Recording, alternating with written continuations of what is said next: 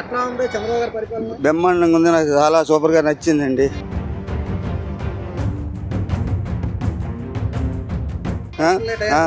అన్ని పెన్షన్ వస్తుంది, బాగానే ఉంది నాకు అన్ని. ఆ ప్రభుత్వంలో కొంచెం దెబ్బతిన్న నా భూమది లాగేసుకున్నారు వాళ్ళు. చాలా బాధపడుతున్నానండి. ఈ ప్రభుత్వం వచ్చిన కానీ చాలా బాగుందండి.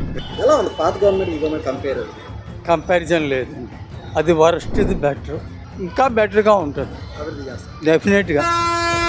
6 నెలలు చాలా బాగుంది, అనుకున్నవన్నీ చేస్తున్నారు.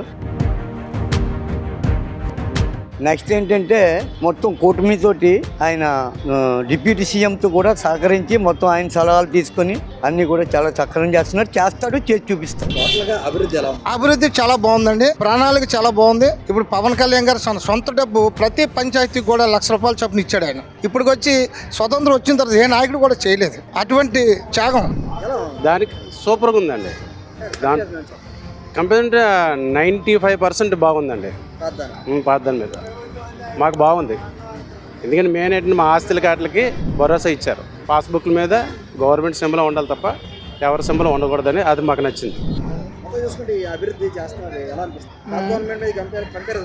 పాత గవర్నమెంట్లో అంటే కొద్దిగా మైనస్లో ఉండేది, ఇప్పుడు ప్లస్లోకి వెళ్ళింది.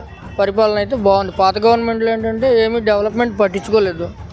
ఇక్కడ ఇప్పుడు ఏంటంటే ఇప్పుడు టీసీఎస్ కంపెనీ ఒకటి వస్తుంది విశాఖపట్నంలో, డెవలప్మెంట్ కూడా బాగుంటుంది, చదువుకున్న వాళ్ళకి కానీ యూత్కి కానీ జాబ్స్ పరంగా. అది 100%. గత గవర్నమెంట్ మీద ఈ గవర్నమెంట్ బాగా మెరుగు, ఆ విషయంలో డౌటే లేదు. మనకు కావాల్సింది ఏంటంటే చేస్తున్నారు.